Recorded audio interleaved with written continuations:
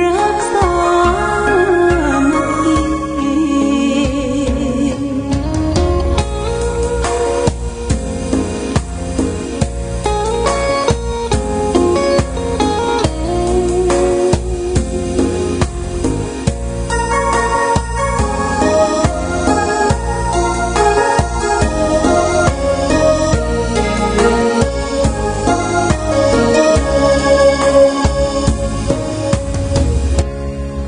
ก่อนเป็นวัดร้างโบราณ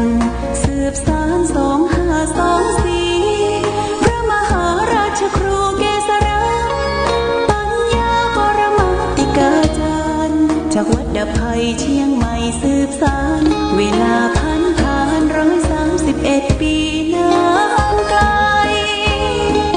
วัดพระบาทอุดมรุ่งเรืองงามตา เจ้าน้อยบุญธาวงศาข้าหลวงบวงเชียงใหม่ปกครองหัวเมืองฟ้าทุ่มเทแรงกายแรงใจทุกชาติพันธุ์รวมใจรักษามัคคี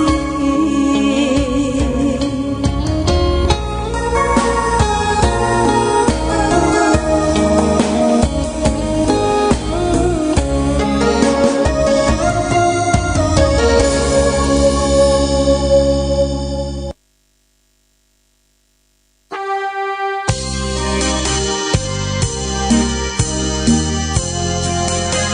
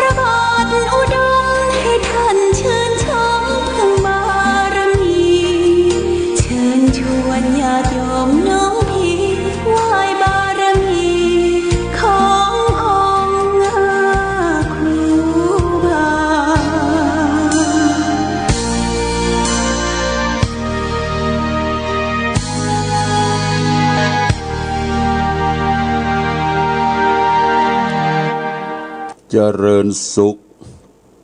ศรัทธาสาธุชนญาติโยมท่านพุทธบริษัทตั้งหลายวันนี้รายการธรรมประทีปส่องต่างก็ได้มาพบปะกับพ่อแม่พี่น้องศรัทธาสาธุชนญาติโยมแห่งครั้งหนึ่งวันนี้เป็นวันพฤหัสบดีที่12เดือนสิงหาคมพุทธศักราช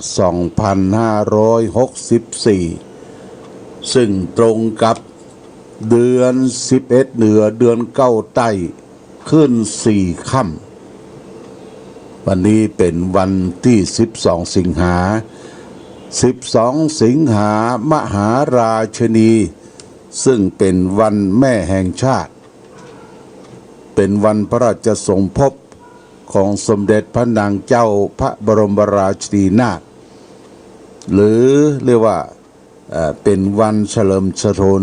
ฉลองพระชนมพรรษาของพระแม่เจ้าของชาวไทยเราวันนี้ถือว่าเป็นวันแม่ญาติโยมนะวันแม่แห่งชาติเราทุกคนที่เกิดมาเขาบอกว่าเกิดจากหน่อกล้วยหน่ออ้อยเกิดจากต้นไม้ต้นตอกแผ่นดิน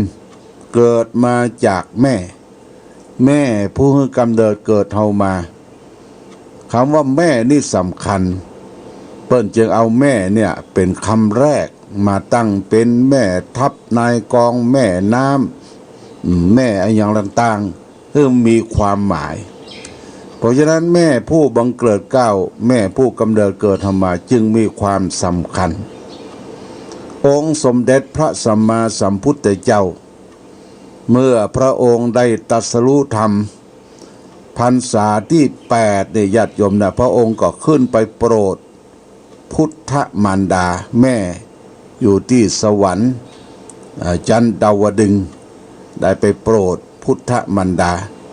เป็นเวลาครบไตรมาส3 เดือนดังที่เราและท่านทั้งหลายได้ทราบกันไป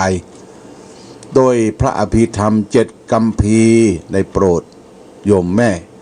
พ่อแม่ของท่านเมื่อท่านประสูติได้7 วันตอนนั้นยังบ่ฮู้กำคนบ่ฮู้เดียงสาเตี้ยแม่ก็ได้ถึงสวรรคตลงไปที่เมืองกบิลพัสคือพระนางเจ้าสิริมหามายาเพราะฉะนั้นแม่จึงมีความสำคัญทีนี้ก็วกมาถึงพระบรมราชินีนาถพระแม่เจ้าของชาวไทยท่านเป็นคู่พระบารมีของพระบาทสมเด็จพระเจ้าอยู่หัวรัชกาลที่9นะรัชกาลที่9สมเด็จพระนางเจ้าพระบรมราชินีนาถท่านตรัสว่าถ้าพระเจ้าอยู่หัวเป็นน้ำพระราชินีก็จะเป็นต้นไม้พระองค์พระเจ้าอยู่หัวรัชกาลที่9ก็สร้างฝายสร้างเขื่อนสร้างทำนบกั้นน้ำหรือน้ำที่มันเค็มมันหลากเข้ามาสู่แผ่นดินพระองค์ก็สร้างกำจัดน้ำเค็มน้ำกร่อยต่างๆให้เป็นน้ำจืดพระองค์ทำได้แล้วก็ประทานน้ำฝนเรียกว่าฝนเทียมนี่แก่พระสงฆ์นิกรชาวไทยมาจนถึงปัจจุบันแม้ปัจจุบันกลางพรรษานี้ก็ยังได้ทำฝนเทียมนะญาติโยมน้ำบ่เพียงพอกับการใช้ของผู้คนประชาชนพระสงฆ์นิกรของพระองค์สมเด็จพระนางเจ้าพระราชินีก็รณรงค์เรื่องการปลูกป่าสวนป่าสำหรับพระองค์เรียกว่าบ้านน้อยบ้านเล็กในป่าใหญ่บ้านเล็กในป่าใหญ่อย่างเช่นที่ตำบลแม่สาวเนี่ยบนดอยปู่หมื่นญาติโยมนะพระองค์ได้มาเปิดหมู่บ้านที่เป็นบ้านเล็กในป่าใหญ่ต้องการที่จะอนุรักษ์รักษาต้นน้ำลำธารต้นน้ำลำธารที่แม่ริมก็มีเหมือนกันที่พระองค์ได้อนุรักษ์รักษาต้นไม้ลำธารต่างๆนี่เป็นโครงการของ สมเด็จพระนางเจ้าพระบรมราชินีนาถพระแม่เจ้าของชาวไทย เมื่ออู้ถึงน้ำญาติโยมถ้าน้ำมันเกินมันก็เกินความพอดีพอได้ของเฮามันก็จะทำลายสิ่งที่เป็นทรัพย์สินตลิ่งพังหรือเป็นน้ำท่วมน้ำหลากตะวานี่เนอะตะวานี่น้ำใจขุนน้ำใจมันเจิงมันนองฝนตกตั้งบนดอยญาติโยมมันก็ลากมาถึงจุดที่ขัวหรือว่าขัวบ้านเจทาแต่ก่อนนี่เขาว่าขัวบ้านเจทาสะพานบ้านเจทาที่ต่างแยกจะขึ้นมาตังวัดพระบาทอุดมสี่แยกไฟฟ้าสี่แยกไฟแดงที่ในช่วงขึ้นมาเนี่ยก็ขึ้นมาตรงตังวัดพระบาทอุดมศูนย์ราชการตังบนถ้าไปตังขวาลูกจังไม่มาไปตังขวาก็ไปตังแม่อายถ้าไปตังซ้ายก็พดวะส่วนดอกพดปุ้นโป่งน้ำร้อนญาติโยมที่ห้านน้ำมันจะมาเตอร์มันมีสะพานที่นั่นแต่ก่อนนี่บ้านเจทาหรือแม่บุญทาเจทาท่านอยู่ที่ห้านน่ะโน้นมนานครอบครัวเปิ้นก็ตัดรองเท้าพ่อบุญส่งนี่ตัดรองเท้าสร้างลูกสร้างหลานโอ้ลูกก็เป็นข้าราชการเป็นครูบาอาจารย์เป็นตำรวจที่ห้านน่ะแต่น้ำมันมาตั้งตัวห้านน่ะมันหักศอกมันก็เลยล้นท่วมถนนท่าแปท่วมในเมืองฝางมันก็ท่วมบ่เหมือนญาติโยมนะท่วมบ่เหมือนแห่งจุดหนึ่งที่น้ำลืนบัดตันก็คือข้างโรงพยาบาลฝางลำกุญฝางมันมีต่อลอดตันที่จะไปสู่น้ำฝางเพราะฉะนั้นน้ำถ้ามันเกินก็พอดีมันก็ทำความลำบากแต่ดีละมันบ่มาเมินญาติโยมนะแต่ที่ลำบากที่ต่างประเทศอย่างประเทศอินเดียประเทศอื่นได้รับผลกระทบอย่างประเทศยุโรปทางแถวยุโรปน้ำท่วมน้ำท่าเกิดความเสียหายอันนี้เรื่องน้ำฟ้าน้ำฝนน้ำท่วมน้ำหลากมันตกลงมามันก็มาทะทังหลังโดยก็ทำให้เกิดความเสียหายเป็นบางที่บางต่างนะญาติโยมนะอันนี้ก็เป็นเรื่องของธรรมดาฝนหยุดตกละญาติโยมแต่ว่ามันตกมา2 วันสิแต่ว่าก็มีตลอดทั้งวันแล้วก็วันนี้ปลอดโปร่งโล่งเด้อวันแม่แห่งชาติโอกาสนี้เชิญญาติโยมเตรียมการเอาข้าวสารอาหารแห้งผลหมากรากไม้ขนมแห้งข้าวสารอาหารสุกก็ได้ญาติโยมเตรียมใส่บาตรการใส่บาตรในวันแม่เฮาจัดที่บริเวณศาลาพุทธบริษัททางทิศเหนือของวิหารวัดพระบาทอุดมตั้งลุ่มเด้อญาติโยมพี่น้องชมรมผู้ปฏิบัติธรรมประจำวันเสาร์โปรดทราบว่าบ่ต้องขึ้นมาบนที่สำนักปฏิบัติธรรมวิปัสสนาไปตั้งลุ่มไปรอที่ห้านมีเก้าอี้นั่งรับรองแล้วก็ได้เวลาหลวงพ่อก็จะลงไป9 โมง 8 โมงเกินเขาก็มาร่วมกันเตรียมการมีโต๊ะมีตั้งที่เขาจะใส่บาตรตูเจ้าก็อย่างน้อยก็ประมาณ21 รูปเป็นอย่างต่ำในวัดพระบาทอุดมทั้งพระทั้งเนรญาติโยมเมื่อใส่บาตรแล้วเขาก็เข้าไปรับศีลรับพรและฟังเทศน์มีการเทศน์ด้วยนะญาติโยมนะไปพร้อมกันเทศน์โดยก็เป็นการช่วยบำรุงพระพุทธศาสนาเทศน์เสร็จแล้วรับพรออกไปนะหลวงพ่อก็จะถวายข้าวกล่องจำนวน121 กล่อง121 กล่องได้เตรียมไว้ถวายพระเนรก่อนถวายพระเนรแล้วก็ถวายญาติโยมที่ไปร่วมทำบุญตักบาตรรับเข้ากล่องกันทุกกล่องตอนนี้แม่ครัววัดพระบาทอุดมก็ได้เตรียมการเก็บจะเรียบร้อยละญาติโยมเข้ากล่องอย่างดีผัดตะเภาไข่ดาวมอบปือแก่ญาติโยมที่ไปร่วม ทำบุญตักบาตรในวันนี้และอาหารของแห้งเหี่ยวข้าวสุกหรือข้าวสารแห้งเหี่ยวมันเหลือจากพระสงฆ์รับแล้วหลวงพ่อก็จะได้นำไปบริจาคช่วยเหลือคนที่ทุกข์ยากลำบากวันนี้จะไปที่ปุ้นวัดประรองส่วนชานะวัดประรองส่วนชาห้วยจนุนะนี่ก็จะได้ไปทำบุญแจกจ่ายเปิ้นบ่ได้มีการมีงานไปเปิ้นบ่ฮับบ่เปิ้นบ่เปิดรับจ้างที่ไหนวะโอ้ทุกข์ยากลำบากหลวงพ่อก็จะไปโปรดนะแต่ว่าวันห้วยปะเลี่ยมนี่แหมเตื้องเด้อแหมเตื้อหนึ่งห้วยปะเลี่ยมนี่ก็จะคือเจ้าคณะตำบลบ้านปิ่นได้รวมกันในตำบลห้วยหมักเลี่ยมนี่รอบหลังทุกตำบลเนี่ยญาติโยมก็จะได้ฮือตุเจ้าพระสงฆ์ในเขตตำบลเจ้าคณะพระสังฆาธิการเจ้าวาดได้รวบรวมข้าวสารอาหารแห้งข้าวสารอาหารนึงแพ็คเป็นถุงยังชีพยังอัตภาพช่วยเหลืออันนี้แต่ละตำบลนะเพื่อจะได้คัดสรรมาคำว่าคัดสรรนะก็เลือกคนที่ประสบภัยโรคโควิด -19 หรือคนทุกข์คนยากคนลำบากช่วยตัวเองบ่ได้ก็มารับเป็นจุดในวัดเจ้าคณะตำบลนี่ในวันต่อไปวันนี้เขาก็มาร่วมด้วยช่วยกันทำบุญตักบาตรวันแม่แห่งชาติคำว่าแม่นั้นเป็นผู้ยิ่งใหญ่เป็นวีรสตรีของลูกหลานทุกคนที่มีความกล้าหาญชันชัยสุดยอดนะญาติโยมนะแม่เนี่ยบางทีก็มีต้องเลี้ยงลูกเลี้ยงเต้า6-7 คนบางคนมีเป็นโหลพุนะมีเป็น12 คนว่ะเปิ้นอดรนทนได้โดยความทุกข์ความยากความลำบากเมื่อมีแม่ก็ต้องมีพ่อนี่เปิ้นเป็นคนเสาะหาขอสำรับกับเข้าโภชนาอาหารปัจจัยสี่เพื่อจะมาจุนเจือเลี้ยงครอบครัวเลี้ยงแม่เลี้ยงลูกเลี้ยงเต้า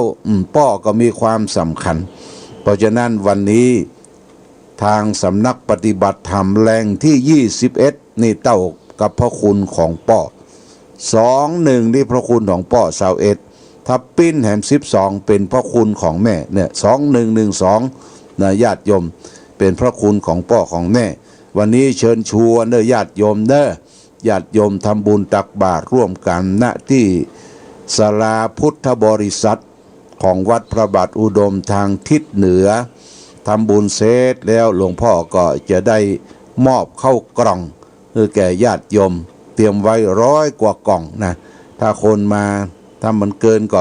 มาเป็นอย่างเนาะถ้ามันจับก็ดีละถวายตุเจ้าพระสงฆ์ก่อนแล้วก็มอบหมายให้แก่ศรัทธาญาติโยมเชิญญาติโยมเด้อสม.ของหมู่บ้านแล้วก็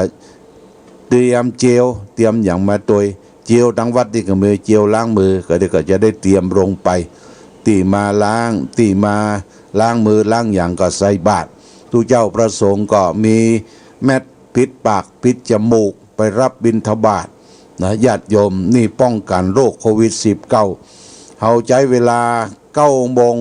ไปถึง10 โมงอย่างจะจบพิธีประมาณบ่เกิน2 ชั่วโมงทั้งฟังธรรมทั้งบิณฑบาตทั้งอนุโมทนาสาธุกับญาติโยมท่านสาธุชนเอาละวันนี้ญาติโยมสาธุชนเป็นวันแม่ทำจิตใจให้เบิกบานมีแม่ยังมีชีวิตอยู่นั้นก็ระลึกถึงพระคุณของท่านหาดอกมะลิสวยจดงดงามหอมเอามากราบมาไหว้สักการะบูชาหรือไปหาสิ่งของที่เปิ้นบะเคยได้กินได้บริโภคอาจจะเป็นแบรนด์ลังนกที่มันบักขาวมอบเพื่อแม่อาจจะเป็นขนมนมเนยเอามามอบเพื่อแม่หรือจะเสื้อผ้าอาภรณ์หรือของที่เปิ้นบะมี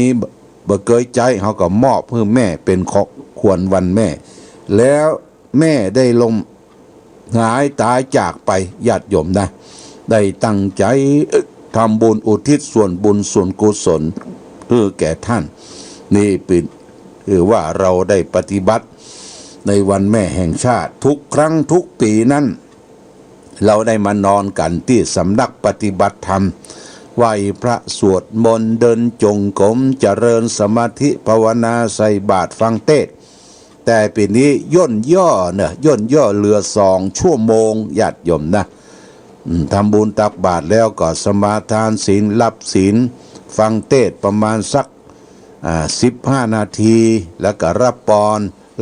ล้วก็เลิกลาอำลากันแล้วก็รับเข้ากล่องหลวงพ่อก็เตรียมเข้ากล่องไว้คือญาติโยมท่านสาธุชนจะได้ตานคือแม่คือป่อตัวป่อนี่กุล21แม่12คือได้รับรู้และอนุโมทนาสาธุเอาละญาติโยมท่านสาธุชนวันนี้ก็ได้พบญาติโยมเดี๋ยวเพิ่งก็จะเปิดเพลงค่าน้ำนมแล้วก็เปิดเพลงทางวิทยุของคณะสงฆ์อำเภอฝางเฮาเหลือเวลาสัก5 นาทีจะได้เตรียมการลงไปพบปะกับญาติโยมที่จะได้ขึ้นมาทำบุญตักบาตรที่ศาลาพุทธบริษัทของวัดพระบาทอุดมไปบ่ได้มาอยู่ที่บ้านที่จองก็ยกมือสาอนุโมทนาด้วยกันเด้อในวาระโอกาสวันนี้เป็นวันแม่แห่งชาติแม่ที่มีชีวิตอยู่เป็นร่มโพร่มไทรของลูกของหลานขอให้มีอายุยั่งยืนนานปราศจากสรรพทุกข์โศกโรคภัยทั้งหลายทั้งปวงคุณแม่ที่เสียชีวิตไปแล้วขอจิตวิญญาณของท่านจงได้รับรู้ได้อนุโมทนาที่ลูกหลานได้ทำบุญสุนทานเพื่อแผ่ไปให้ท่านได้ไปพุทธไปเกิดในสัมปรายภพที่ดีแม้นว่าท่านได้ไปพุทธไปเกิดเป็นเทวบุตรเทวดาแล้วจงได้มาปันโจกปันใจอำนวยอวยพรให้แก่ลูกหลานทุกผู้ทุกคนให้ได้อยู่ดีมีสุขมีโชคมีใจปราศจากสรรพทุกข์โศกโรคภัยทั้งหลายทั้งปวงขอให้ท่านทั้งหลายจงมีความสุขความเจริญสมดังคำบาลีว่าสัพปีติโยวิวัสสันตุสัพพะโรโกวินาสันตุมาเตภวะตวันตรายโยสุขีทีคายุโกภวะอภิวาทานาสีฤทธานิจังวุธาปจายโนจัตตารโอธรรมาวัตันติอายุวันโนสุขังพระรังเจริญพร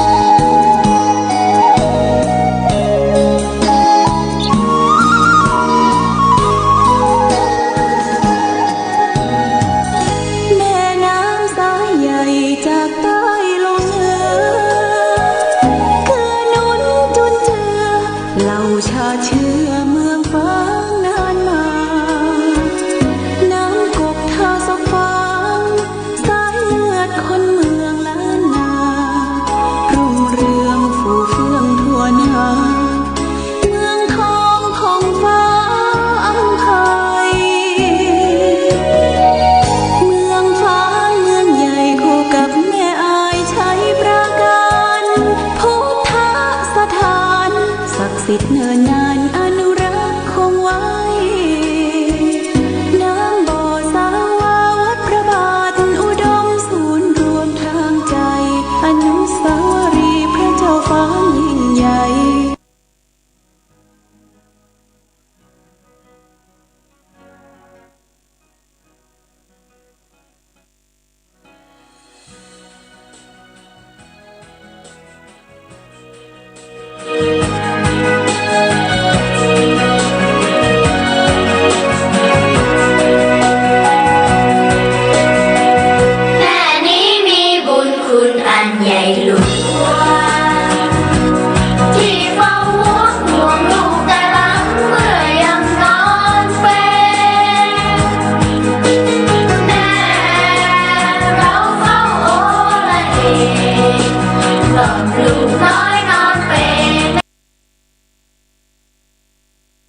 ธงชาติและเพลงชาติไทยเป็นสัญลักษณ์ของความเป็นไทย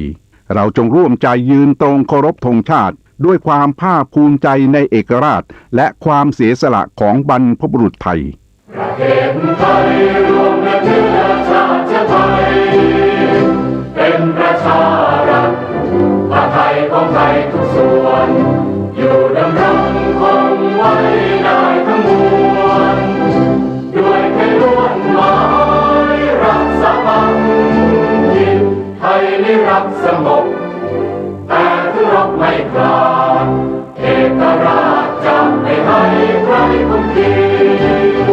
สละเลือดทุกอย่างเป็นชาติทะเล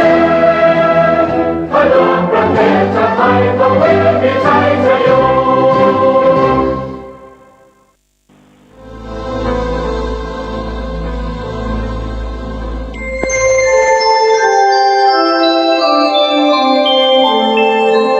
ขณะนี้